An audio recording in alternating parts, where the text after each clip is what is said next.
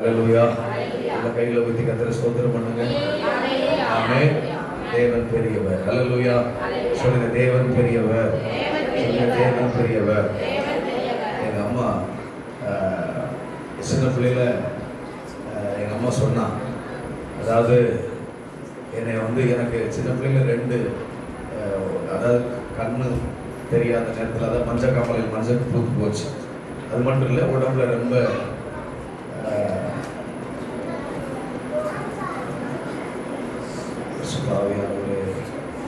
ஹல்லேலூயா.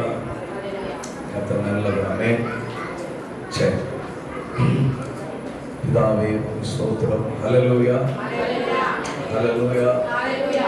அப்போ எங்க அம்மா அவங்க சொன்னாங்க, எனக்கு உடம்பெல்லாம் ரொம்ப புண்ணாக இருக்கும்போது என்னை எங்கள் அம்மா திருச்செந்தூர் கூட்டு போனாங்க.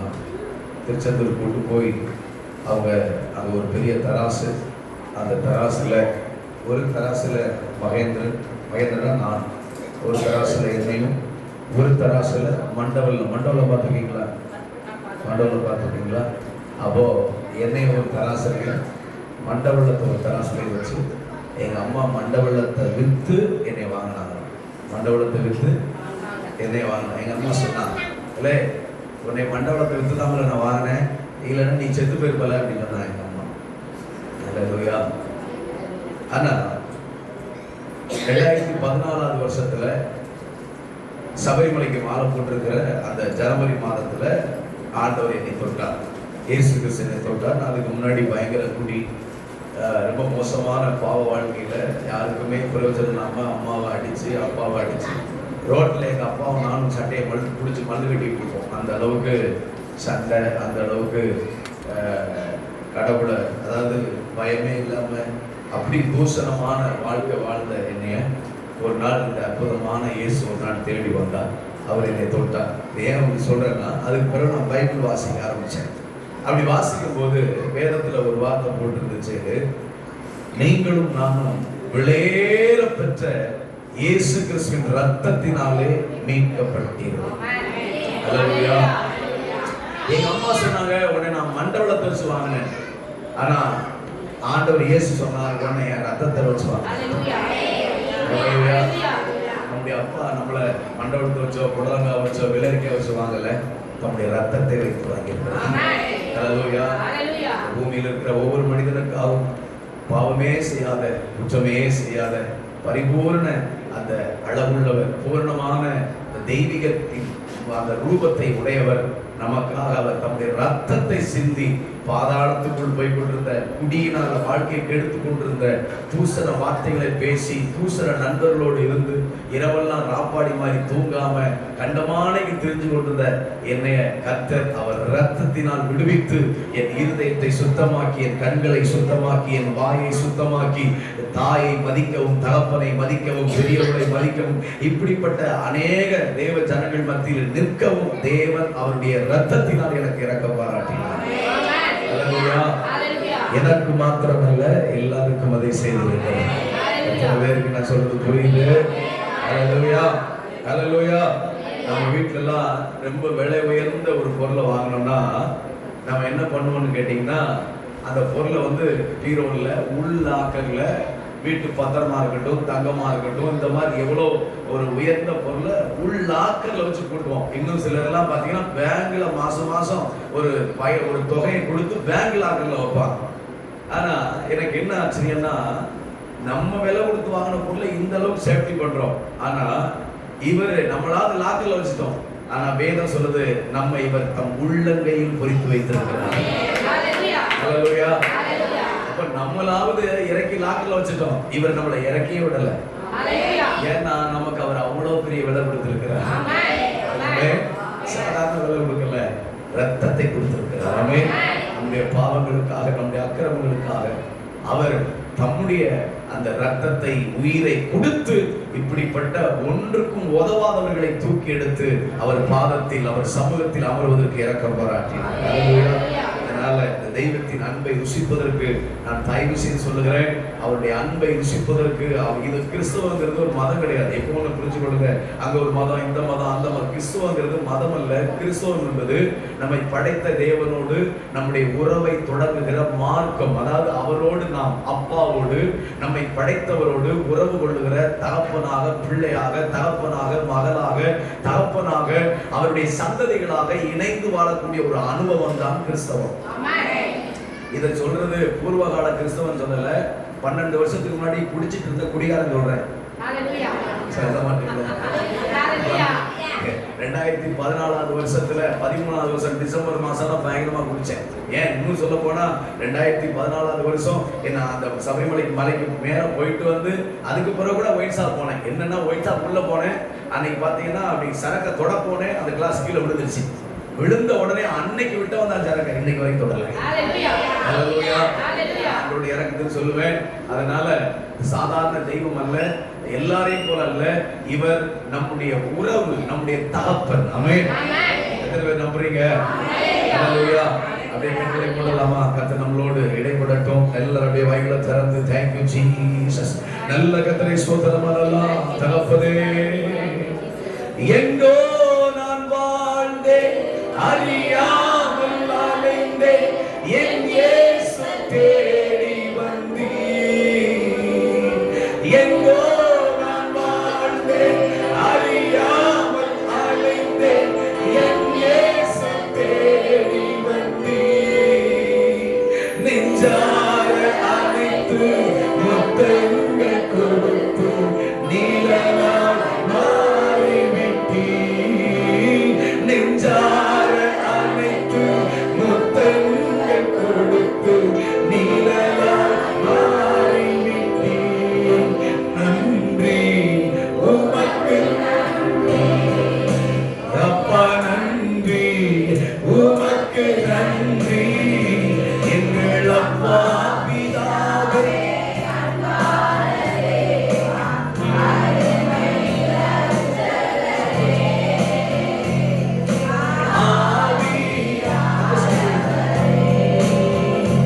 எங்கள் அப்பா பிதாவே, அன்பான தேவா, அருமை இரட்சகரே, ஆவியானவரே, தாழ்மையில் கிடந்தே, தள்ளாடி நடந்தே, தயவாய் தாழ்மையில் கிடந்தே, தள்ளாடி நடந்தே, தயவாய் நினைவு கூர்ந்தீர். கலங்காதே என்று கண்ணீரை துடைத்து கரம் பற்றி நடத்துகிறீர். கலங்காதே என்று கண்ணீரை துடைத்து கரம் பற்றி நடத்துகிறீர். நன்றி நன்றி உமக்கு. மனசார சொல்லுங்க. நன்றி உமக்கு நன்றி எங்கள் அப்பா பிதாவே, அன்பான தேவா, அருமை இரட்சகரே, ஆவியானவரே. கடைசியாக பொழுது எங்கள் அப்பா பிதாவே, அன்பான தேவா, அருமை இரட்சகரே, அப்பா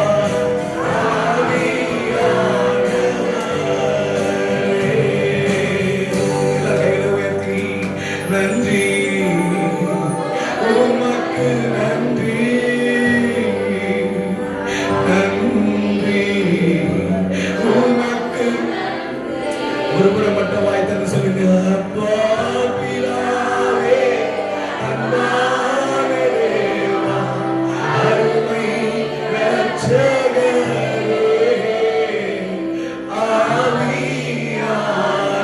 ஆவியானவரே. எங்கேயோ இருந்தீங்களா, எப்படியோ வாழ்ந்து கொண்டிருந்தீங்களா, தகப்பனே, இந்த மனுக்குலத்தை மீட்பதற்காக தம் ஜீவனையே கொடுத்து ஆண்டவரே, எங்களுக்காக இறங்கி வந்த மெய்யான தெய்வமே, அன்பிற்கும் இப்படிப்பட்ட தயவுக்கும் நாங்கள் என்னத்தை செலுத்த முடியும் ஐயா. எங்கள் ஜீவனுள்ள நாட்களெல்லாம் உன் பாதத்தில் இருந்து உம்மை ஸ்தோத்தரிக்கவும் ஆண்டவரே உம்மை உயர்த்தவும் உம்மோடு இருந்து வாழக்கூடிய அனுபவத்தை மாற்ற ஒவ்வொரு நாள் நாங்கள் வைத்துக் கொள்ள கிருபை தாரும் சுவாமி. உம்முடைய ஆவியானவர் எங்க மத்தியில உம்முடைய ஆண்டவரே சத்தத்தை தொனிக்கப்படுவதற்கு நாங்கள் மனம் திறந்து எங்களை முழுவதும் அர்ப்பணிக்கிறோம். தேவரீர் எங்களோடு இடைவிடும் உம்முடைய ஆவியான சதோஷத்தோடு உள்ளாவை ஊழியம் சொல்ல கொடுக்கிறோம். கர்த்தர் பேசுவாங்க கேட்கிறோம். இயேசு ரட்சகர் நாமத்தில் பிதாவே. ஹல்லேலூயா ஹல்லேலூயா. கர்த்தர் நல்லவர். ஆமென்.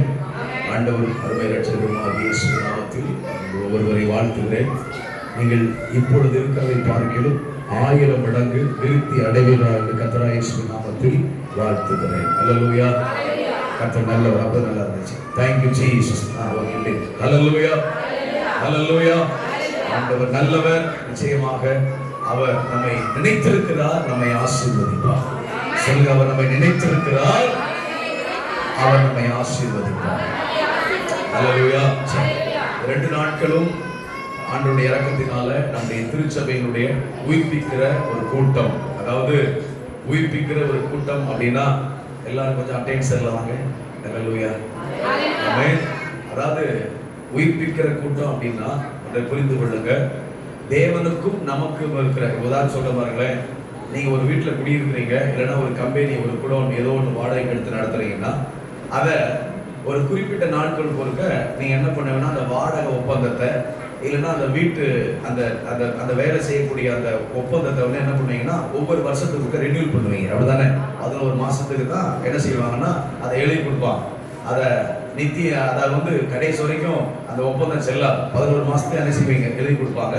அதை மறுபடியும் போய் என்ன செய்யணும்னா நம்ம அந்த வீட்டில் இருக்கோம்னா மறுபடியும் ரெனியூல் பண்றோம். அப்படிதானே?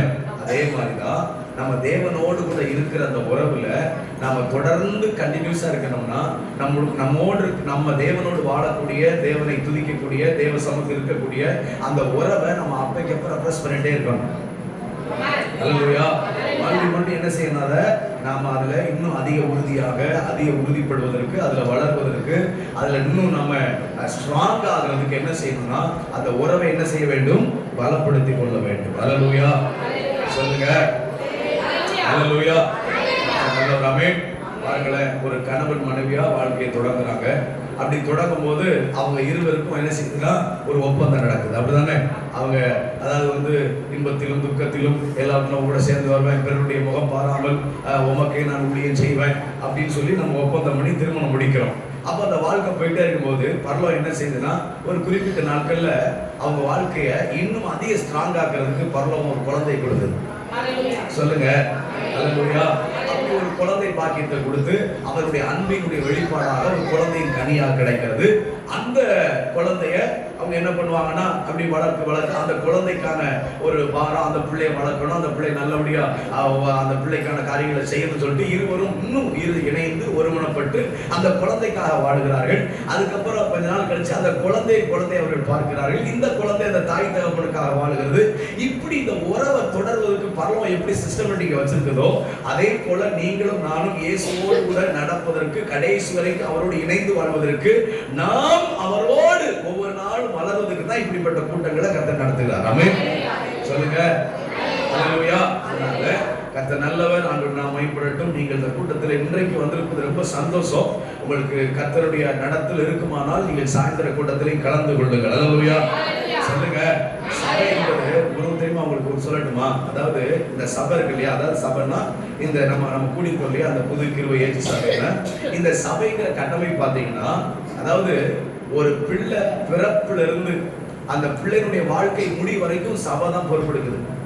அது கல்யாணம் முடிச்சு வைக்க சபை தான், பிறந்த நாள் கொண்டாடுற சபை தான், அந்த பிள்ளைக்கு வேலைக்கா ஜெபிக்கிற சபை தான், அந்த பிள்ளைக்கு எதிர்காலத்துல எப்படி போன என்ன செய்யணும் ஆலோசனை கொடுக்கிற சபை தான், கடைசியில் அந்த பிள்ளையுடைய முடிவுல பரலோகத்துக்கு ஒப்பு கொடுக்கிறது சபை தான். அதனால சபை நம்முடைய வாழ்க்கையில அனைத்தையும் அது வந்து நமக்கு பொறுப்பெடுக்கிறதுனால சபை என்பது நம்முடைய வீடு, நம்ம குடும்பம். நம்ம குடும்பத்துல நம்ம வீட்டுல ஒரு ஃபங்க்ஷன் நடக்கும் போது நம்ம எல்லாரும் இருக்கணும். சொல்லுங்க. நான் சொல்றது புரிதுங்களா? நம்ம வீட்டு ஒரு ஃபங்க்ஷன் நடக்குது, நம்ம வீட்டுல ஒரு ஏதோ ஒன்று ஒரு ஏதோ ஒரு காரியத்தை கொண்டாடுறோம், இல்லைன்னா ஏதோ ஒரு காரியம் திட்டம் பண்றோம்னா அதுல நம்ம குடும்பமா எல்லாரும் சேர்ந்து இருந்தாதான் அது சந்தோஷம், அது மகிழ்ச்சி. ஆமென்.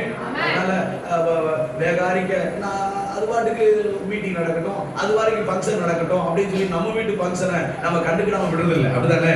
சொல்லுங்க. அதே மாதிரி நீங்க எல்லாரும் என்ன செய்யணும்னா அன்போடு எல்லாரும் இணைந்து மீட்டிங் நடக்குது, இந்த கூட்டம் நடக்குது. இதுல வந்து பாத்தீங்கன்னா கூட்டம் நடக்கிறதுல யாருக்கு இது இல்ல, சபை மக்களுக்கு தேவன் பேசுகிறார், ஜனங்களுக்கான ஆசீர்வாதத்துக்காக இந்த கூட்டம் நடக்குது. சொல்லுங்க.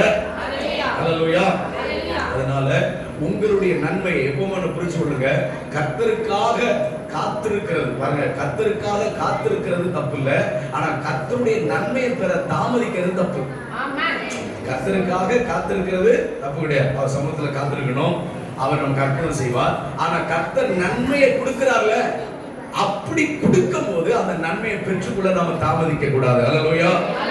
லோத்துன்னு ஒரு மனுஷன் இருந்தான். அந்த மனுஷன் ஒரு இடத்துல தேசத்தில் இருக்கும் போது அந்த தேசத்தை வந்து பாவம் பெருகிருச்சு, கர்த்தர் அந்த தேசத்தை அழிக்க போறாரு.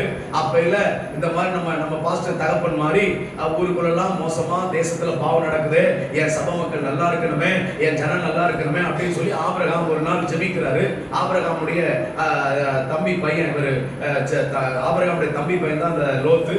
ஆபிரகாம் இந்த லோத்து வந்து ஆபிரகாம பெரியப்பான்னு கூடுவாரு. இப்படி என் பிள்ளையும் அழிஞ்சு போயிடக்கூடாதுன்னு சொல்லி ஒரு நாள் ஜெபிக்கிறாரு. அப்படி ஜெபிச்சோன்னே ஆண்டவர் போய் அந்த தேசத்தை அழிக்கும் போது அங்க இருக்கிற எல்லா ஜனங்களையும் அழிக்க முடிவெடுத்த போது ஆபிரகாமுடைய விண்ணப்பத்தை கேட்டு லோத்தை மட்டும் காப்பாற்ற முடிவெடுக்கிறார். அப்படி முடிவெடுக்கும் போது இந்த லோத்துவை ஆண்டவர் காப்பாற்ற முயற்சி பண்றார். நீங்க இருக்காத, பாவம் செய்யாத, உனக்காக ஆபிரகாம் வேண்டி இருக்கிறான், உனக்காக சபை ஊழியம் செய்துட்டு இருக்குது, உனக்காக ஜெபம் பண்ணிட்டு இருக்குது, நீ வந்து தப்பு பண்ணக்கூடாது, உனக்கு இப்படிப்பட்ட மீட்டிங்லாம் நடத்திருக்கான்னு சொல்லி ஆண்டவர் லோத்தை காப்பாற்ற போறாரு. லோத்து வந்து போகாம அதே பாவத்திலே மறுபடியும் அந்த சோதம் பட்டணத்திலேயே நடந்துகிட்டு இருக்கிறான். அப்ப என்ன அர்த்தம் புரியுது? கர்த்தர் நன்மை செய்ய நமக்கு ஆண்டவர் சித்தம் கொண்ட போது அந்த நன்மையை பெற்றுக் கொள்றதுக்கு நம்ம என்ன செய்யக்கூடாது? தாமதம் செய்யக்கூடாது, தடை செய்யக்கூடாது. ஹல்லேலூயா. ஆமென். சொல்லுங்க. ஹல்லேலூயா. நான் சொல்ற சத்தியம் புரியுது? கர்த்தர் நன்மை செய்யத்தான் அந்த 2 நாள் மீட்டிங் வச்சிருக்கிறார். சொல்லுங்க. 2 நாள் மீட்டிங்னா சும்மா நினைக்கிறீங்களா? இதுக்கு எத்தனை இரவுகள் கண் விழித்து ஜெபம் பண்ணிருப்பாங்க தெரியுமா? ஒரு வீட்டுல ஒரு ஃபங்க்ஷன் நடத்துறோம், வெளியிலிருந்து வர்றவங்க வந்து என்ன செய்வாங்க? நேரா சாப்பாடு சாப்பிட்டுட்டு ஒரு 50 100 மொய் செஞ்சுட்டு போயிடுவாங்க. இன்னும் கூட சில வீட்டுல எதுவுமே செய்யாம போவாங்க. ஆனா அந்த வீட்டுக்காரங்களுக்கு தான் தெரியும் பிட்டாணி வலிக்கிறது. உண்மைதான். நம்ம ஹல்லேலூயா. அந்த வீட்டுக்காரங்களுக்கு தான் தெரியும். கடைக்கு சமையக்காரங்களை பார்க்கணும், செட்டுக்காரங்களை பார்க்கணும், அதுக்கப்புறம் வந்து பொருளாதாரத்தை பார்க்கணும், 4 பேர்ட்ட கஷ்டமா கடன் வாங்கி நைட்டெல்லாம் தூங்காம செய்யாம லிஸ்ட் போட்டு பாடாப்பட்டு அந்த ஃபங்க்ஷனை முடிக்கக்கூடிய அந்த வீட்டுக்காரங்களை இடுப்பு, ஐயோ, முதுகு, முழங்கால் வலி 4 நாள் படுத்துருவாங்க. நான் சொல்றது புரியுதுங்களா?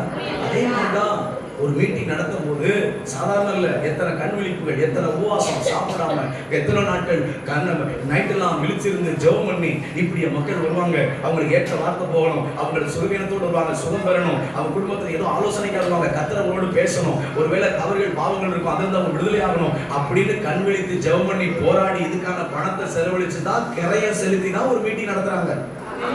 ஹல்லேலூயா.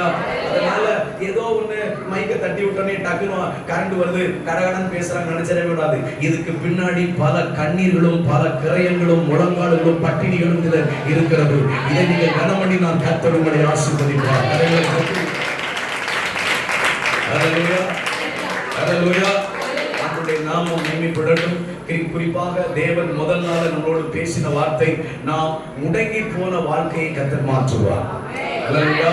நம்முடைய குடும்ப வாழ்க்கையில, நம்முடைய திருமண வாழ்க்கையில, நம்முடைய ஊழியத்துல, நம்முடைய வியாபாரத்துல, நம்முடைய வாழ்க்கையில, நம்முடைய ஜெப காரியங்களில எங்கெல்லாம் முடங்கி தேங்கி இருந்தோமோ அதையெல்லாம் கர்த்தர் உங்களை அந்த முடக்கத்தை மாற்றி மறுபடியும் எழுப்பி கர்த்தர் உங்களை ஓட வைப்பேன்னு கர்த்தர் பேசினார்.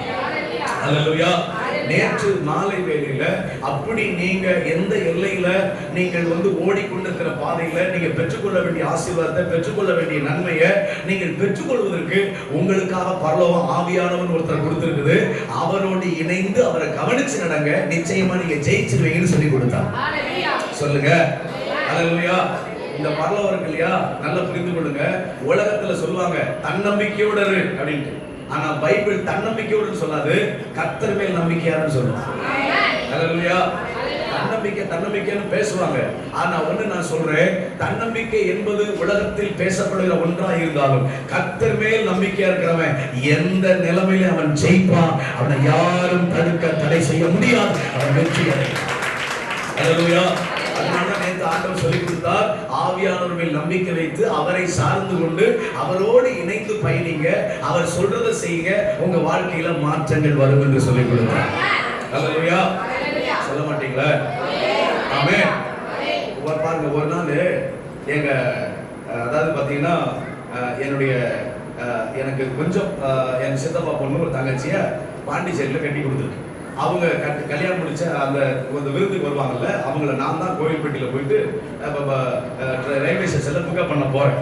அப்படி பிக்கப் பண்ண போனா அப்ப அவரு நான் கார்ல ஏறினோடனையும் நான் காரை ஸ்டார்ட் பண்ணேன். எப்பவும் போல நான் ஃபாதர் பெர்க்மன்ஸ் அப்பா பாட்டு போடுவேன். இந்த மாதிரி நிறைய பாடல் என் செல்ல என்னுடைய அந்த செல்லில் வச்சு அப்படி காரில் போடுறேன். அப்படி போட்டோடனையும் அவர் கொஞ்ச நேரத்தில் சொல்றார், யாரு அவருக்கு எனக்கு அந்த அளவுக்குலாம் ரொம்ப உறவு இல்லை, கல்யாணம் முடிச்சு கொடுத்ததுனால அவருக்கு தெரியும். என் தங்கச்சியோட மாப்பிள்ள சொல்றார், என்ன மாமா அப்படியே ட்ரெயின் மாஸ் ஆரம்பிக்கிறீங்க பொழுது அப்படின்னார். என்ன மாமா, என்ன என் தங்கச்சி ஏதோ சொல்லியிருக்கா, எங்க அண்ணன் ரொம்ப பேசாதீங்க, இயேசு பத்தி பேசுவான், அவன் மண்டையில ஏதாச்சும் ஏற்றி விட்டுருவான், அதனால அவன்கிட்ட ரொம்ப பேசாதீங்க அப்படி என் தங்கச்சி சொல்லியிருக்கான். உடனே எனக்கு ஒரு மாசம் ஸ்டன் ஆயிடுச்சு. ஏசப்பா இது என்ன, நான் இவர்கிட்ட ஒண்ணுமே சொல்லி பாட்டு தான் நான் போட்டேன். உடனே இப்படி இருக்கும்போது நான் ஏசப்பாட்ட கேட்கிறேன், ஏசப்பா நான் என்ன பேச, இவருக்கு என்ன சொல்லி கொடுக்கேன். அப்புறம் அப்படி யோசிச்சுட்டே இருந்துட்டு கொஞ்ச நேரத்துல எனக்குள்ள ஆண்டவர் ஒரு ஐடியா கொடுக்குறாரு.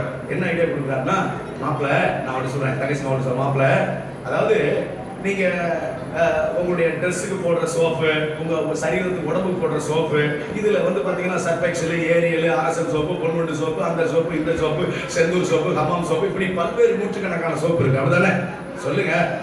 அப்படிதானே, பல்வேறு சோப்புலாம் இருக்கு. அப்ப பாத்தீங்கன்னா சில நேரம் பாத்தீங்களா டைட் அப்படிமா மேலைகளே கருப்பாருக்கு நடுவில் விலையேன்னு இருக்கும். ஏங்க பாத்துக்கீங்களா இல்லையா? பாத்துக்கீங்களா? டைட் விளம்பரத்தை பாத்துக்கீங்களா? மேலைகளே கருப்பாருக்கு நடுவில் விலையேன்னு இருக்கும். நான் சொன்னேன், மாப்பிள்ள இந்த மாதிரியான சோப்பை பாருங்கள், ஹமாம் சோப்பு நீங்க போட்டு குளியுங்கள், வெளியில இருக்கிற எந்த கிருமிகள் அண்டாது, 99.9+ அப்படின்னு போடுவோம். இங்கதான் இங்க இருக்கிறீங்களா, எங்க இருக்கீங்க? அல்லேலூயா. சொன்னேன், இந்த மாதிரி விளம்பரங்கள், நோட்டீஸ்கள், இந்த மாதிரி அந்த சோப்பு போடுங்க, எங்க பொண்ணோட சோப்பு போடுங்க, எங்க சர்பெக்சல் போடுங்க. சர்பெக்சல் போட்டீங்கன்னா உப்பு தண்ணீரில் நன்றாய் முறை வரும், நீங்கள் தண்ணீர் உங்களுக்கு அதிகம் செலவழியாது, அழுக்கும் நன்றாய் போகும். இப்படிலாம் நிறைய விளம்பரம் பார்த்துருக்கீங்களா மாப்பிள்ளன்னு கேட்டேன்.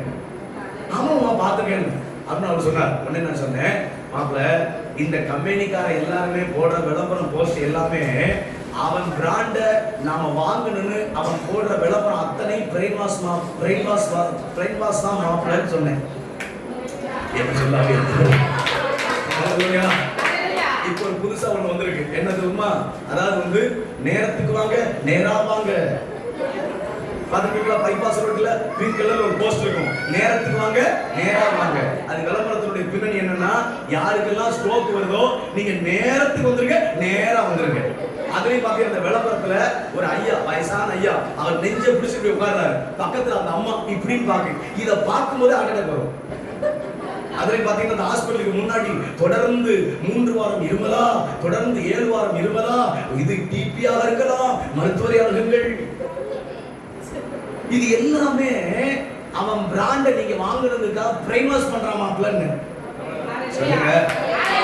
அடுத்த வார்த்தை சொன்னேன், அவன் பிரெயின் வாஷ் பண்றது அவன் பிழைக்க, நான் பிரெயின் வாஷ் பண்றது நீங்க பிழைக்க.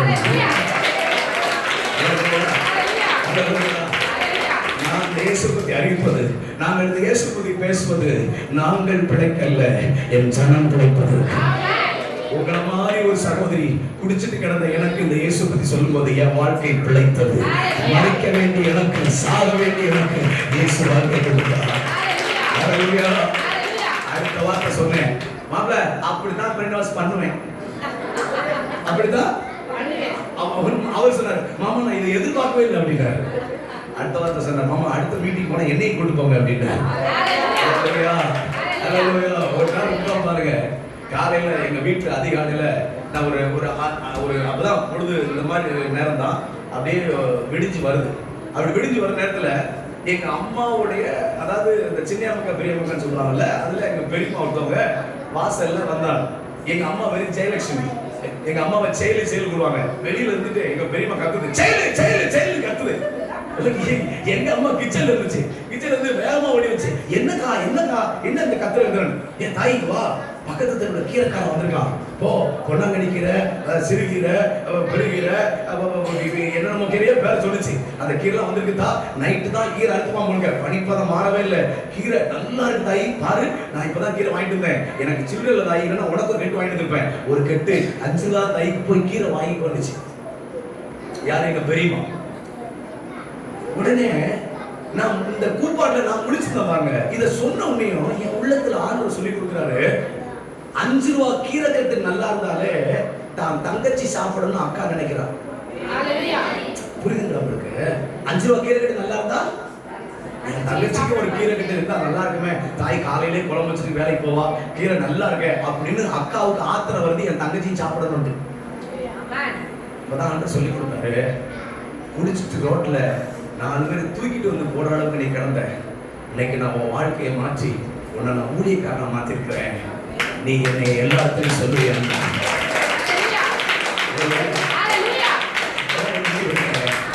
5 ரூபா கீரை கட்டவிட எங்க அப்பன் இயேசு குறைஞ்சு போவான். எனக்கு வாழ்க்கை கொடுத்தவர், என்னை வாழ வைத்தார், என் வாயின் வார்த்தையை சரிப்படுத்தினவர், அன்னைக்கு முடிவெடுத்த பைத்தியக்காரத்தனமா இயேசு பத்தி பேச ஆரம்பிச்சேன். அல்லேலூயா. எனக்கு ஒரு பழக்கம் உண்டு. என்ன பழக்கம் தெரியுமா? அதாவது என் பைக்கை ஸ்டார்ட் பண்ணாலே ஒரு ஜெபம் பண்ணுவேன். என் வீட்டில் பைக் இருக்கு, அந்த பைக்கை ஸ்டார்ட் பண்ண ஜெபம், ஆண்டவரே இன்னைக்கு யாராவது ஒருத்தவங்க எனக்கு என் வண்டியில் லிஃப்ட் கேட்கணும், ஆண்டவரே என் வண்டியில லிஃப்ட் கேட்கணும், இது என்னுடைய ஜெபம். அப்போ இப்படிதான் ஜெபம் பண்ணா ஒரு நாள் கோயில்பட்டி அந்த பைபாஸ், அதாவது கன்னியாகுமரி டு மதுரை இந்த சென்னை போற பைபாஸ் வந்து கோயில்பேட்டில இருந்து மணியாச்சி அந்த இதுல மேல ஏறுவோம். அப்படி ஏறும்போது ஏறி இப்படி கொஞ்சம் மூவ் பண்ணிருக்கிறேன். ஒரு ஐயா, நல்ல ஒரு 55-60 வயசு மதிக்கிறதுக்கு ஐயா, நல்ல ஏதோ ஒரு பெரிய ஒரு பிசினஸ் மேன் மாதிரி இருக்கிறார், பார்க்கறதுக்கு அப்படி இருக்கார். அவர் என்னை டக்குன்னு கை போட்டார். அவர் பார்த்தீங்கன்னா நெத்தியில நல்லா பட்டை அடிச்சிருந்தார். அப்போ இப்படி கையை போட்டார். கையை போட்டோன்னு நிப்பாட்டினோடனையும் நான் மனசு நினைச்சுக்கிட்டேன், ஏசப்பா என் ஜெபத்தை கேட்டுட்டீங்க, ஒரு ஐயா என் வண்டியில் ஏற போறாரு அப்படின்னு மனசுல யோசிச்சுக்கிட்டு அந்த ஐயாவை ஏத்துறேன். ஏத்துனோடனையும் என் பைக்கில் ஏறிட்டு சீக்கிரம் போங்க அந்த பைக்கில் ஏறிட்டு நம்மளும் வேகமா போய் சொல்றாரு அப்படின்னு சொல்லிட்டு, சரி பெரியவரே சொல்றாரு அப்படின்னு சொல்லிட்டு நானும் கொஞ்சம் வேகமா போனேன். கொஞ்சம் வேகமா போகும்போது பாத்தீங்கன்னா போன்ல ஒரே திட்டு, அவங்க மனைவிக்கு திட்டுறாரு, அவங்க பையனை திட்டுறாரு, கடையில அவங்க மளிகை கடை வச்சிருக்காங்க, உங்களுக்கு மளிகை கடையில இருக்கிற எல்லாம் திட்டுறாரு, பணம் எங்கடா போச்சு, இப்படித்தான் அறிவிக்கலாம் இருப்பீங்க, அதெல்லாம் புறா திட்டிகிட்டே வர்றாரு. எனக்கு என்னன்னா இப்படி ஒரு நடுக்குது. ஏன்னா நான் வந்து கயத்தார் போறேன், இவரு கயத்தாருக்கிட்ட வந்து வரைக்கும் இவர் கொஞ்ச தூரம் வரைக்கும் போனை நிறுத்தவே இல்லை. நான் எப்படியாவது இயேசுவை பத்தி அன்பு சொல்லணுமே, இவர் இயேசு நல்லவன்னு சொல்லணுமே, இவரும் பார்த்து ஆள் சூடா இருக்காரு, எதுவும் பேசிட்டா சும்மாரியா வண்டியில இருந்துதான் சும்மா சொல்லியா பயம் முடியான்னு சொல்லி திட்டிடுவாரோ அப்படின்னு பயம். ஒரு பக்கம் இவருக்கு எதை பத்தி எசை பத்தி சொல்லாமட்டோம்னா, அன்பு பத்தி சொல்லாமட்டோம்னா நம்ம மனசு ரொம்ப துக்கமா இருக்குமே அப்படின்னு மனசுல துக்கம். அப்போ இப்படியே சோம்பிட்டே வாரேன். அப்ப அந்த டோல்கேட் கயத்தா டோல்கேட் இப்படி தாண்டுறேன். இப்படி தாண்டுனோடனையும் அவர் கேட்கிறாரு, தம்பி நீங்க எங்க போறீங்க கேட்கிறாரு.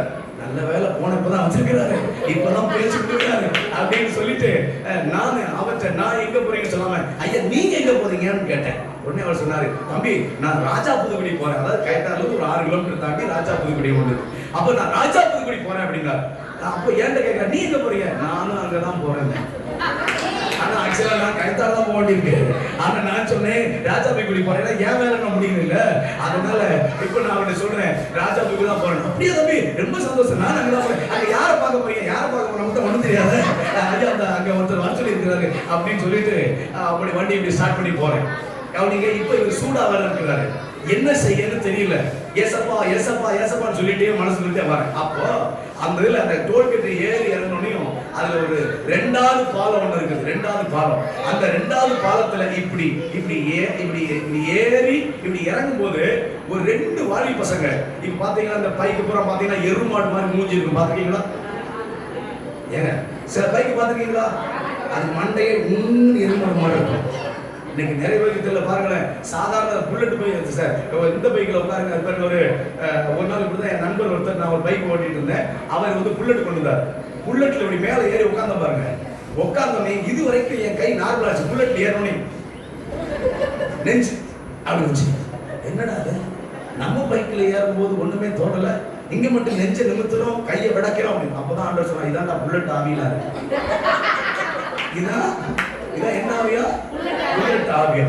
ஒரு நாள் அப்படிதான் எங்க ஊர்ல நான் கார் எடுத்துட்டு அப்படி ரிவேட்ஸ் வந்துட்டே இருந்தேன். ஒருத்தர் வந்து அந்த சின்ன கடை, அந்த மளிகை கடை, சின்ன கடை, அந்த கடையில லேஸ் இதெல்லாம் வியாபாரம் போடுறதுக்கு வந்தார். இப்படி தோல்ல லேஸ் எல்லாத்தையும் போட்டுட்டு இப்படி கம்பியில போட்டுட்டே இருந்தார். வண்டி நிப்பாட்டு.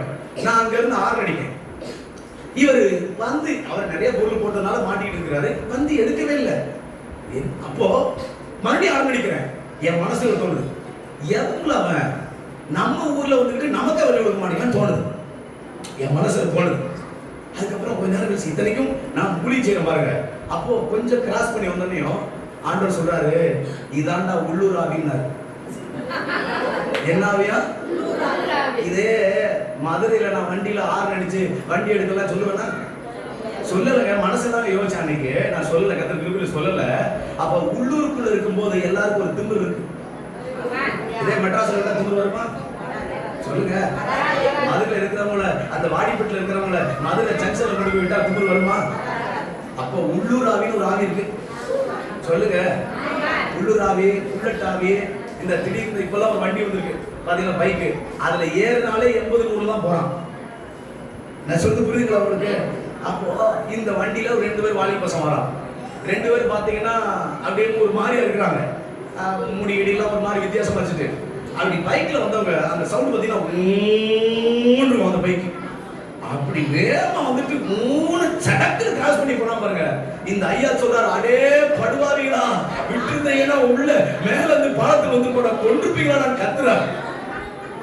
இப்ப நான் ஏற்கனவே மனசுல ரொம்ப எதிர்பார்ப்போடு இருந்தேன்னா, இப்போ இவருக்கு சொன்னா நான் சொன்னேன், ஐயா நீங்க என் கூட இருக்கிறதுனால உங்களுக்கு ஒண்ணுமே ஆகாதியா, என் ஏசப்ப உங்களை காப்பாற்றுவாங்க.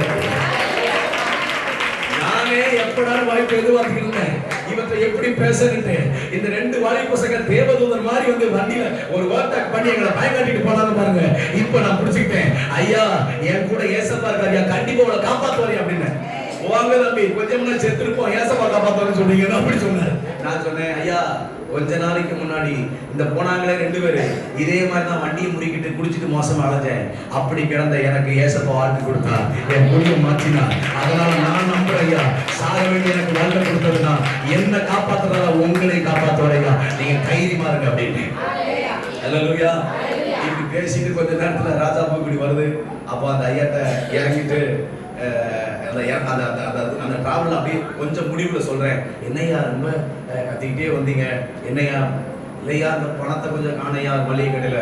நான் அதையா நீங்க பேசும்போது நான் மனசுல ஜெபம் பண்ண ஆரம்பிச்சிட்டேன். நீங்க வீட்டுக்கு போங்க, கண்டிப்பா உங்க பணம் கிடைக்கும். கண்டிப்பாக நான் கும்புற ஐயசப்பா உங்களுக்கு சமாதானம் தருவாரு. உங்க மனைவி திட்டாதீங்க, உங்க பிள்ளைகளை திட்டாதீங்க. இதனால நம்ம ஏதாச்சும் ஒரு பிரிவினை வந்துடக்கூடாது. தம்பி என்ன இப்பெல்லாம் பேசுறீங்க, பார்க்க சின்ன பையமா இருக்கீங்க. நான் பேசுறையா, எனக்கு ஆண்டவர் பேசுறாரியா, அதனால நீங்க வந்து சந்தோஷமா இருக்கிறீங்க அப்படின்னு சொன்னேன். அல்லேலூயா. ஏன் உங்களுக்கு சொல்ல தெரியுமா? அதாவது எதுக்கா ஏசப்பை பத்தி சொல்லணும் தெரியுமா? ஒன்னே ஒண்ணுதான்.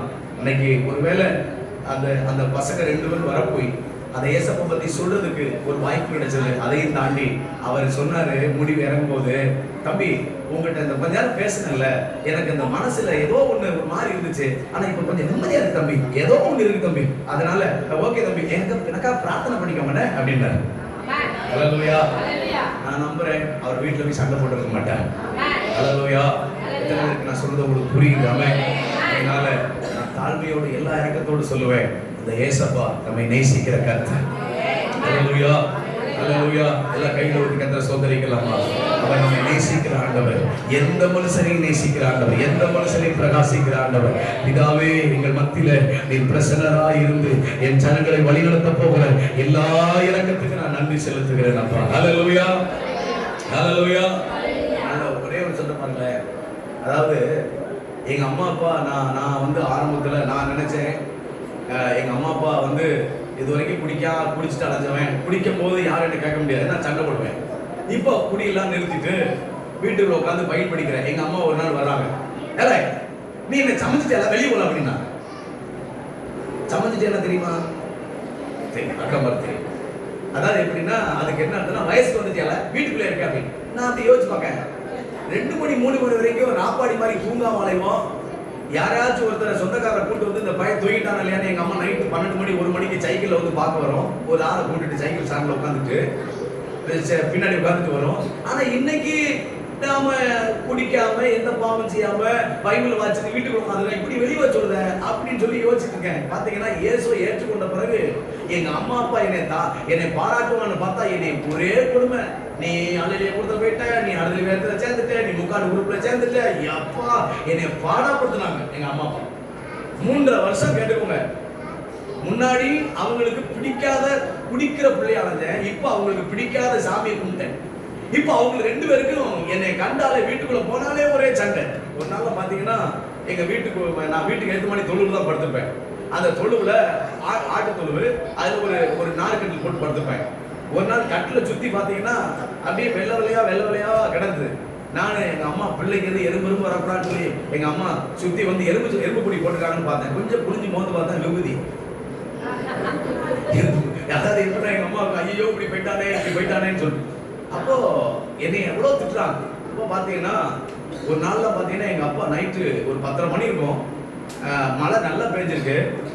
நாங்க வந்து விவசாயம் பண்றதுனால அந்த மருந்து வாங்கி வச்சிருப்போம். எங்க அப்பா ஃபுல்லா தண்ணி அடிச்சுட்டு எங்க அப்பா அந்த கீழே கிடக்குற அந்த தண்ணியை மோந்துட்டு அந்த மருந்து பாட்டில மோந்துட்டு ஒழுங்கா இந்த வேத கோயிலை விட்டு வந்துரு, இல்லைன்னா நானும் என் முன்னாடி குடிச்சு செத்துருவோம் சொல்லி மருந்து பாட்டில தூக்கிட்டு அப்படி கத்துறாரு. உடனே நானும் அழுகுறேன். எல்லாரும் வராங்க, ஊருக்காரங்க பூரா வராங்க, எல்லாம் தெருவே கூடிச்சு ஒரு கத்துல.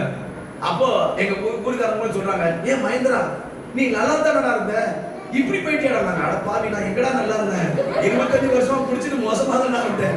என் மனசுல யோசிக்கிறேன், இப்படி நல்லா இருந்த இப்படி போயிட்டேடா அப்படின்னு சொல்லி எல்லாரும் சொல்றாங்க. நான் மனசுல யோசிக்கிறேன், தகப்பனே என்ன அப்படின்னு சொல்லிட்டு எங்க அப்பா சொல்றாரு, நீ எங்க வீட்டுல என்ன பிரச்சனை அன்னைக்கு பார்த்து என் தங்கச்சி வந்திருந்தா, என் கூட பிறந்த தங்கச்சி கல்யாணம் முடிச்சு கொடுத்தாச்சு. என் தங்கச்சி எங்க மாமா குடிச்சிட்டு சண்டை விட்டு அனுப்பி இருக்கிறார். ஒன்னாலதான் என் பிள்ளை வாழ்க்கை போச்சுக்கிறார். அட கொடுமையா, நான் என்னையா பண்ணேன், அவர் குடிச்சு அனுப்பிச்சிருக்கிறார், என்னைய இயேசுவை திட்டுறார்.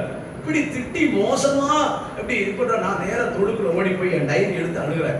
ஏசப்பா நான் எழுதுறேன், நீங்க உண்மை உள்ள தெய்வம் எனக்கு காமிச்சிங்க, நான் எப்படி இருந்தேன்னு எனக்கு தெரியும், நான் யாரையும் மதிக்காம மோசமா அழுதுட்டு இருந்தேன். ஆனா அப்படிப்பட்ட என்னைய என் வாழ்க்கைய ஆண்டவர் மாற்றினீங்க. இன்னைக்கு நான் ஆண்டவரே பலருக்கு முன்னாடி மோசமா இருந்த என் வாழ்க்கை இப்போ எனக்கே தெரியுது நான் எப்படி இப்படிலாம் மாறிட்டேன்னு. இந்த அளவுக்கு என்ன மாத்திருக்கிறீங்க. எனக்கு ஜீவனுள்ள தேவன் என்பதை காண்பித்த தேவன் எங்க அம்மா அப்பாவுக்கு எப்படியாவது உங்க அன்பை நீங்க விலக பண்ணணும் அப்படின்னு சொல்லி எங்க அம்மா அப்பாக்க நான் ஜெபம் பண்ணி டைரியில எழுதிட்டு 2017 எனக்கு ஒரு வாய்ப்பு கிடைச்சது டெல்லிக்கு போறது. அக்டோபர் மாசத்துல அக்டோபருக்கு முன்னாடி ஆரம்பத்துல டெல்லிக்கு போறேன், ஒரு ஜெபம் பண்றதுக்காக போறேன். அப்படி போயிருக்கும் போது என் தங்கச்சி கூட பிறந்த தங்கச்சிக்கல்ல, அவளுக்கு எங்க அம்மா அப்பாவுக்கு தெரியாம ஜெபம் பண்ணி, அதாவது எண்ணெய் இருக்குல்ல, தேங்காய் இருக்குல்ல, அந்த தேங்காய் மேல கை வச்சு ஏசப்பா பேரை சொல்லி ஆவியானவரே ஏசப்பான்னு சொல்லி அதுல ஜெபம் பண்ணி என் தங்கச்சி கொடுத்தேன். எது கொடுத்தேன், என் தங்கச்சிக்கு பாத்தீங்கன்னா காட்டு வழிக்கு போனா ஏதாவது பயணம் போனா பயங்கரமான தலைவலி வரும். வந்துச்சுன்னா வாமிட் எடுத்து குப்புற விழுந்துருவா. 2 நாள் அவளால் வேலை பார்க்க முடியாது, அப்படி தலைவலி வரும் அவளுக்கு. அப்போ நான் சொன்னேன், தங்கச்சி நீ அண்ணன் கூப்பிடுற கடவுளை இயேசுவை கும்பிடு நான் சொல்லலை, நீ ஏசப்பட்ட சர்ச்சுக்கு வாங்கன்னு நான் சொல்லலை. ஆனா நான் ஒண்ணு சொல்றேன் தங்கச்சி, உனக்கு ரொம்ப தலைவலிக்கு, அதனால நான் உனக்கு ஜெபம் பண்ணி நான் உனக்கு எண்ணெய் தரேன். உனக்கு எப்பெல்லாம் தலைவலி வருதோ அப்பெல்லாம் இந்த எண்ணெயை வந்து எடுத்து தலையில போட்டுட்டு எங்க அண்ணன் கூப்பிடுற கடவுளே இயேசுவேன்னு ஒரு வார்த்தை சொல்லிக்குமா அப்படின்னு சொல்லி என் தங்கச்சிக்கு கொடுத்துட்டேன். என் தங்கச்சி பேர் கனகலட்சுமி. இப்போ என் தங்கச்சி அதே மாதிரி தான் தலைவலி வரும்போது இந்த மாதிரி ஏதாச்சும் பிரச்சனை வரும்போது போட்டுக்கிடுவா. முன்னாடி மாதிரி இல்லாம இந்த வாமிட்லாம் இல்லாம ஓரளவுக்கு அந்த தலைவலி வந்து ஒரு குறைஞ்சது ஒரு 60% குறைஞ்சு நார்மலா மட்டும் இருந்துச்சு. அப்ப அந்த நாட்கள்ல எங்க அத்தான் என் தங்கச்சியோட மாப்பிள்ள அவர் வந்து ஒரு துசி வீட்டுக்கு போயிட்டு அங்க இருந்து அவரும் மதுபானத்தை குடிச்சிட்டு அங்க இருந்து போன் போடும்போது 2 பேருக்கு வாக்குவாதம்.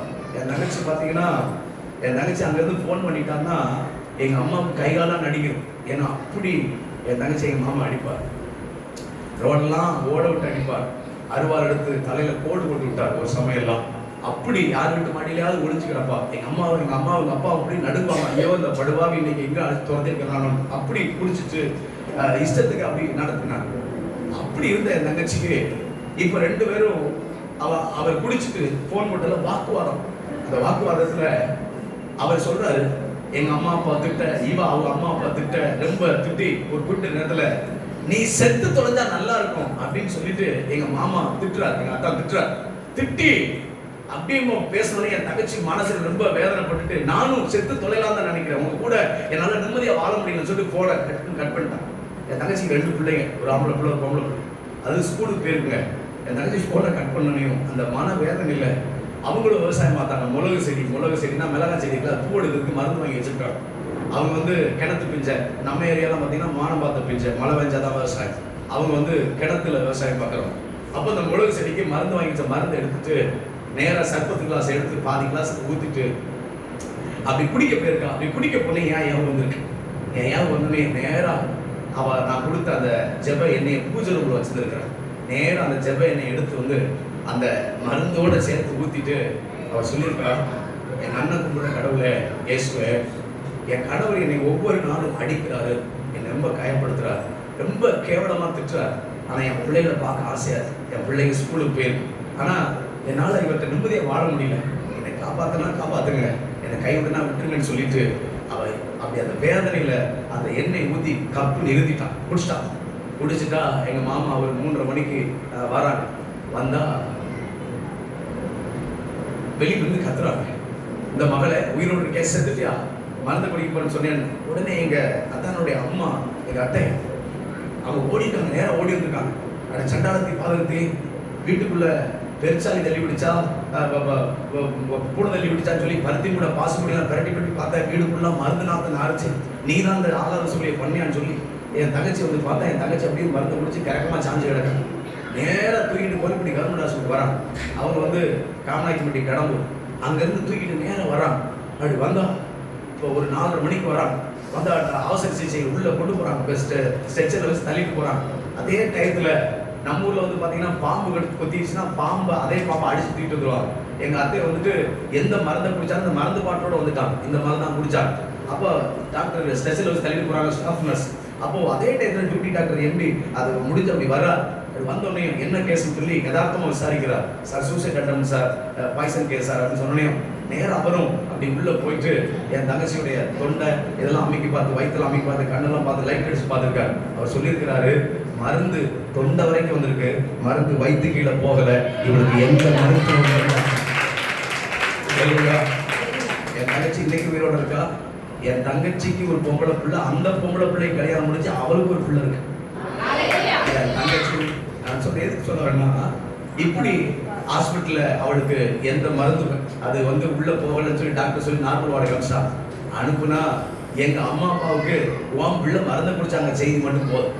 அங்க இருந்து எங்க ஊர்ல இருந்து கட்டப்பையில துணி எடுத்துட்டு, ஐயோ என் பிள்ளை இப்படி ஆயிட்டாலேன்னு சொல்லி அப்படி கிளம்பி ஒரு ஆட்டோல வரான். அந்த ஆட்டோ ஓட்டுனது என் ஃப்ரெண்டு, என் கூட படிச்சவன். ஆட்டோல ஒரே வசம், இந்த படுவாய்ப்பா என்னைக்கு அலையிலியா குரூப்ல போனானோ, என்னைக்கு இந்த உம்காடு குரூப்ல போனானோ, அதுல இருந்து என் குடும்பம் போச்சு அப்படின்னு என்னையும் ஏசி வஞ்சிக்கிட்டே எங்க அப்பா வந்திருக்கிறார். மருந்து குடிச்சது என் தங்கச்சி, சண்டை போட்டது எங்க மாமா, ஆனா இப்ப புகார் சொல்றது என்னையும் ஏசுவை அப்படியே சொல்லிட்டு வந்திருக்கா. பார்த்தா என் தங்கச்சி அவசரம் நார்மல் வார்டில் இருந்திருக்கா. நேரா ஓடி போய் இப்ப நம்மகிட்ட இருக்க ஒரு பழக்கம் தெரியுமா, பிள்ளை கீழே விழுந்துருச்சுன்னா ஐயோ என் பிள்ளை விழுந்துச்சு தூக்க மாட்டான், முதுகுல 3 குத்து தான் தூக்கும். அப்படிதானே சொல்லுங்க, குத்துவோம். அதே மாதிரிதான் உள்ள ஓடி போய் பிள்ளை மருந்து குடிச்சு இப்படி கஷ்டப்பட்டு கிடக்கால, என்னமாச்சுன்னு கேட்காம உனக்கு ஆகாசம் ஏன் பண்ற அப்படின்னு அடிக்கடி ஓடி இருக்காரு.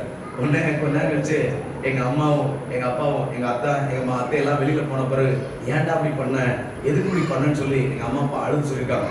என் தங்கச்சி சொல்லியிருக்கா, நம்ம பைபிள் தூக்குறதுனால சத்தியம் பண்ண மாட்டோம், அவளுக்கு ஆண்டவரை பத்தி முழுசா தெரியாதனால சொல்லியிருக்கா, ஏமா நான் சத்தியமா மருந்து குடிச்சம்மா, ஆனா மருந்து குடிக்கும் போது அண்ணன் எனக்கு ஜெபம் பண்ணி எண்ணெய் கொடுத்து போனால, அந்த எண்ணெயை ஊற்றி அதில் ஊற்றிட்டு எங்க அண்ணன் கும்பிட்ற கடவுளே இயேசுவேன்னு சொல்லி குடிச்சம்மா, நான் சத்தியமா மருந்து குடிச்சம்மா, ஆனா மருந்து வயிற்றுல இல்லைன்னு சொல்றாங்கம்மா, இன்னைக்கு நான் உயிரோட இருக்கேன்னா அண்ணன் கும்பிட்ற சாமி தாம்மா காரணம்.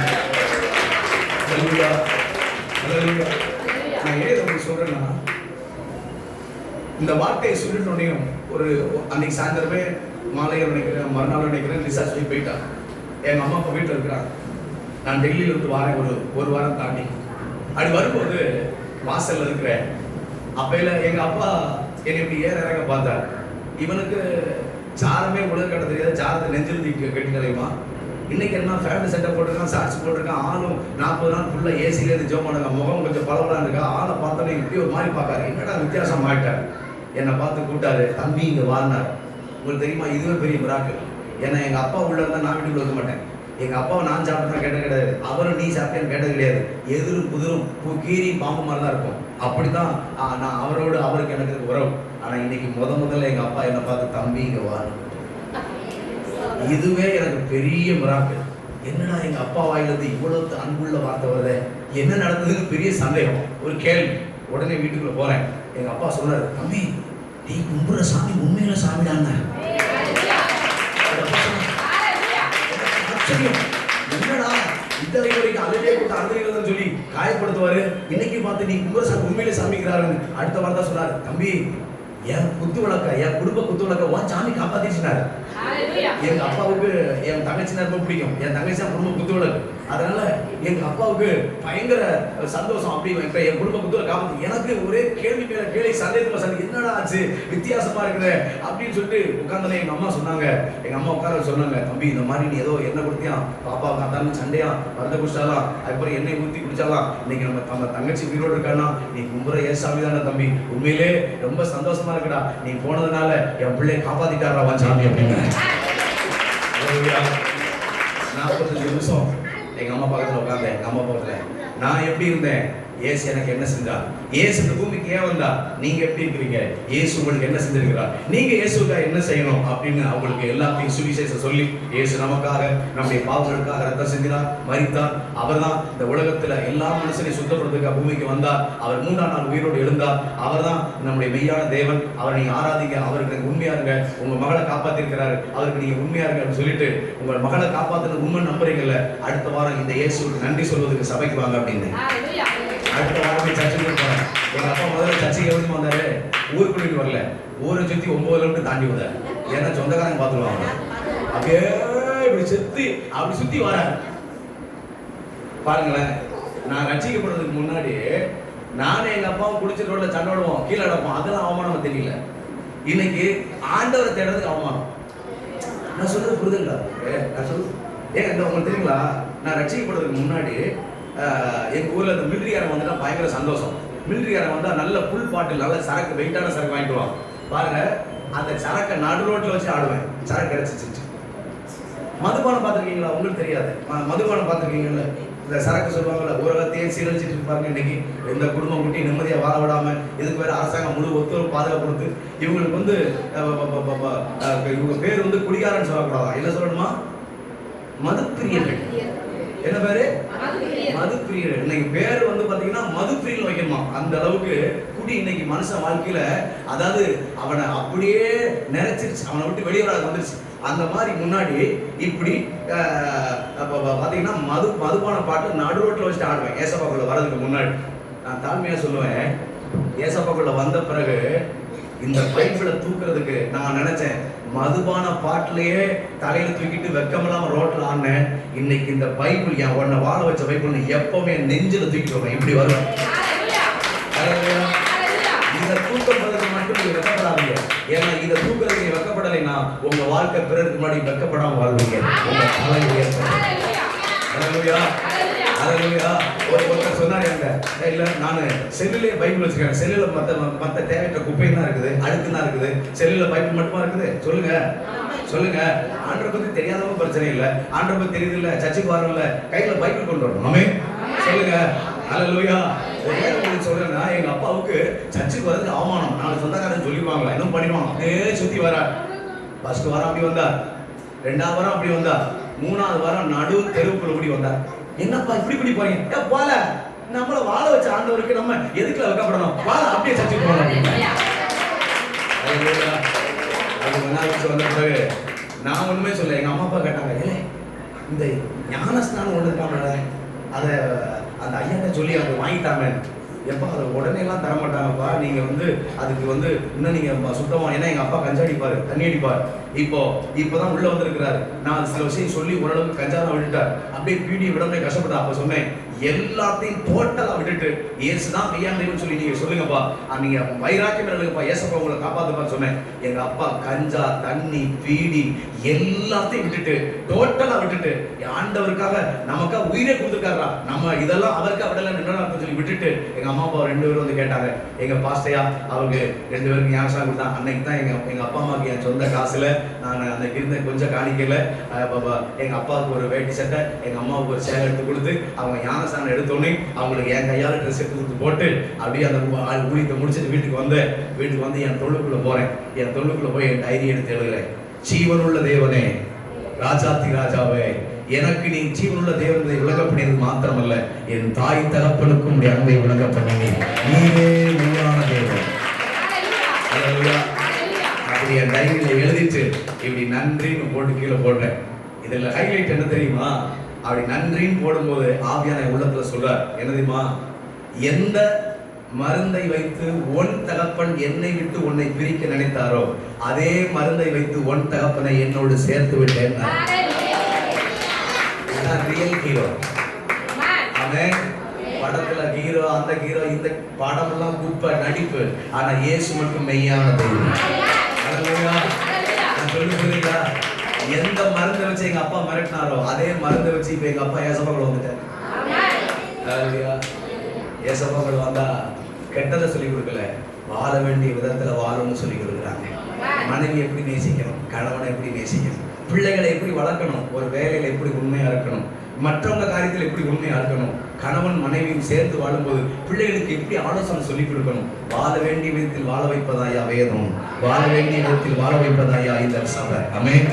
தாழ்மையா சொல்றேன், இந்த சபைக்கு வந்திருக்கிற நீங்கள் நிச்சயமா சொல்றேன், இதிலும் பெரிதானவைகளை காண்பீர்கள். நிச்சயமா கர்த்தர் உங்களை ஆசீர்வதிப்பார். எனக்கு நன்மை செய்தார், உங்களுக்கு நன்மை செய்வார், உங்களை கர்த்தர் வாழ வைப்பார். அல்லேலூயா. எத்தனை பேருக்கு இந்த இயேசு வேணும்? எத்தனை பேருக்கு அற்புதம் வேணும்? எத்தனை பேருக்கு இந்த சுகம் வேணும்? அப்படியே எழுப்பி நிற்கலாமா? உங்களுக்காக நான் ஜெபிக்க போகிறேன்.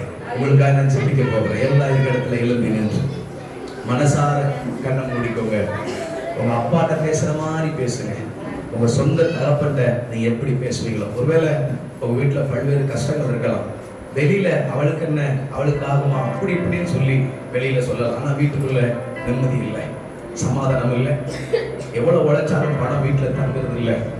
எத்தனையோ நாட்கள் என் பிள்ளைகளுக்கு நான் புத்தி சொல்லிட்டேன், அடங்க மாட்டேங்குது, என் பிள்ளைங்க எனக்கு கீழ்ப்படிய மாட்டேங்குது.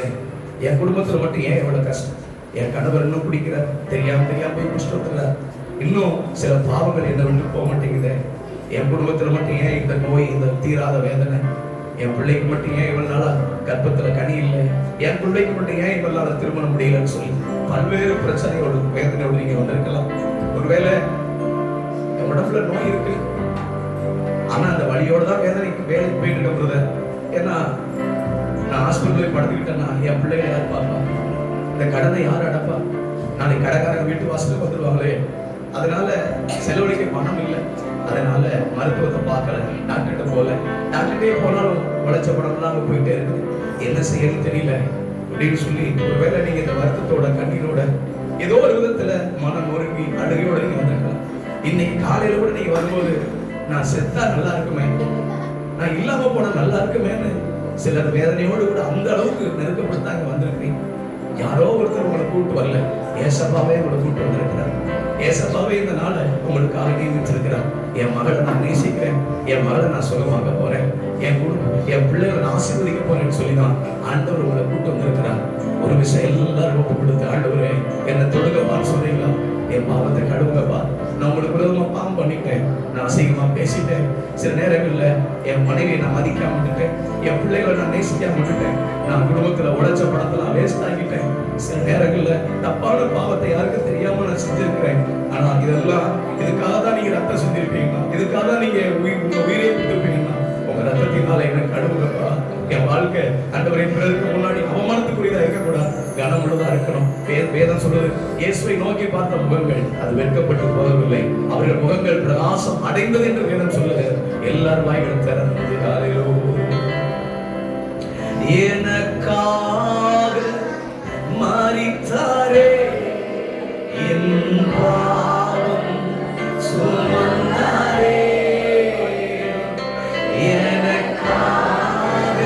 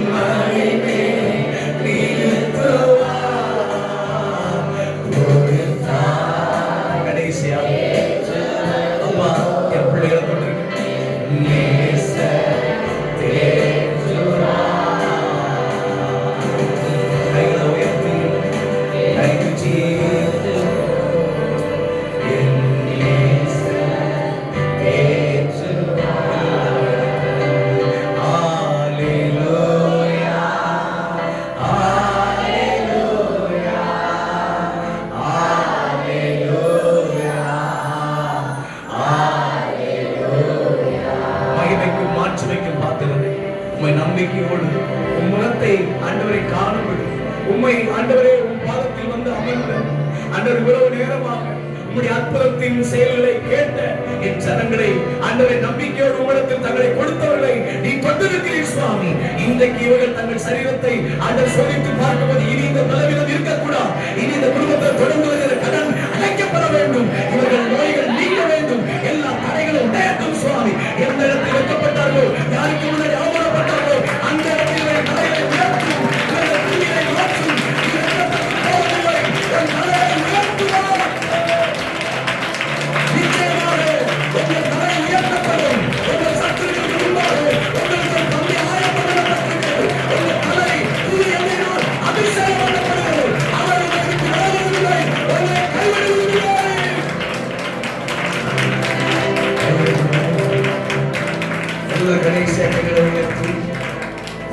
எல்லாரும் ஒரு விஷயமா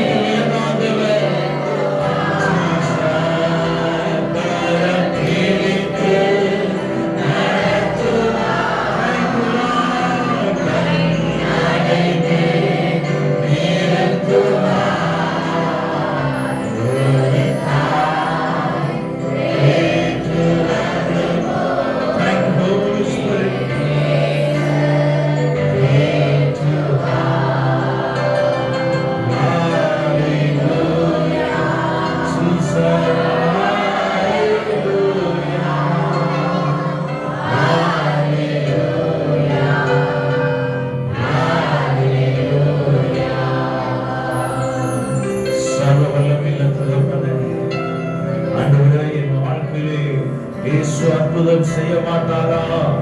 ஆண்டவரே, கலக்கத்தோடு கண்ணீரோடு ஆண்டவரே கர்த்தர் அநேக நாட்களால் ஆண்டவரே ஸ்தோத்திரம் ஆண்டவரே அநேக போராட்டங்களோடு கடன் பிரச்சனைகளோடு ஆமென் என் குடும்பத்தில் என் பிள்ளைகளுடைய வாழ்க்கையிலே மாற்றங்கள் வராதா என்று சொல்லி எதிர்பார்த்திருக்கிற முடிவை ஆண்டவர் இன்றைக்கு கர்த்தர் தருகிறார். ஆமென் ஸ்தோத்திரம் ஹல்லேலூயா. முந்தினதை நினைக்காத, தூரமானதை சிந்திக்காத, ஏதோ நான் புதிய காரியத்தை செய்கிறேன், அது இப்பொழுதே தோன்றும். ஆண்டவர் சொன்ன வாக்குத்தத்தத்தை தேவன் நிறைவேற்றுவதற்கு அவர் உண்மையில தேவனாய் இருக்கிறார். ஆமென். கரங்களை தட்டி விசுவாசிகளை இருக்கிறார்கள். ஆமென். ஒரு புதிய பாதையை உண்டாக்குவார். உன் வாழ்க்கையில் இருக்கிற எல்லா சிறைகளும் ஆமென் போராட்டங்களை சமாதானத்தின் பிரார்த்தனை அவருடைய நாமம் யெகோவா ஷாலோம், யெகோவா சமாதானவரே, கடலை ஆமென் உடைத்து கொடுக்கிற ஆவியானவர் நமக்காக எல்லாவற்றையும் செய்து முடிக்கிறது. நீரே மகிமைப்படுவீராக. நீருடைய வாழ்க்கையில் கர்த்தர் அற்புதமே செய்யுங்க. நீர் தாராள முழுவதுமாய் கர்த்தர் பொறுப்படுத்தி வழி நடத்தி கர்த்தருடைய பிரசன்னத்தினால் நிறைவேற்றுவதற்காய் ஸ்தோத்திரம். எங்களை முழுவதுமாய் அர்ப்பணிக்கிறோம். இன்று மாலை நடக்கிற ஆராதனையிலும் ஆண்டவரே ஸ்தோத்திரம் நாங்கள் எல்லாரும் கலந்து கொண்டு உடைய வார்த்தைக்காய் காத்து நிற்கிறோம். அப்பா கர்த்தர் இன்னும் அதிகமாக எங்களோடு கூட பேசுங்க. ஆமென். ஒவ்வொரு பிள்ளைகளோடு இன்று பேசுனதுக்காய் ஸ்தோத்திரம்.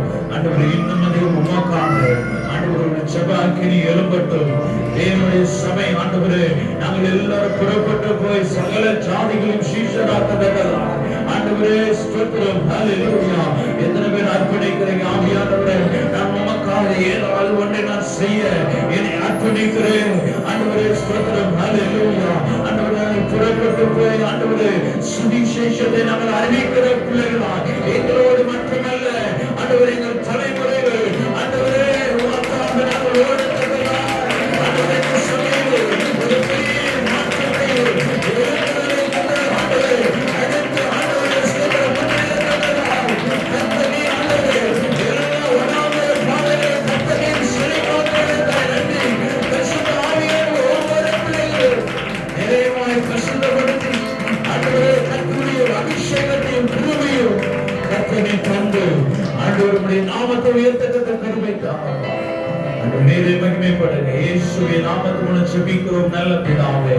ஆமென். எல்லாம் சேர்ந்து சொல்லுவோம். என் ஆத்துமாவே கர்த்தரை ஸ்தோத்திரி, என் முழுவதுமே அவருடைய பரிசுத்த நாமத்தை ஸ்தோத்திரி.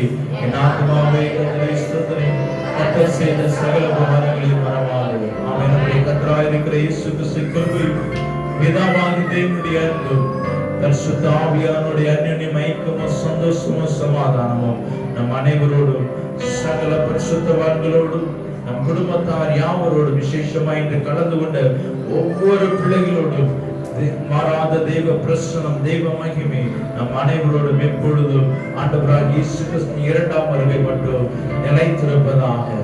ஆமென். அல்லேலூயா, அல்லேலூயா, அல்லேலூயா.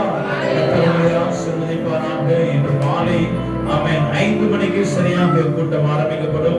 8 மணிக்கு முடித்து விடுவோம். சரியான நேரத்திலே ஆமென் வந்து ஆமென் யாரும் ஆமென்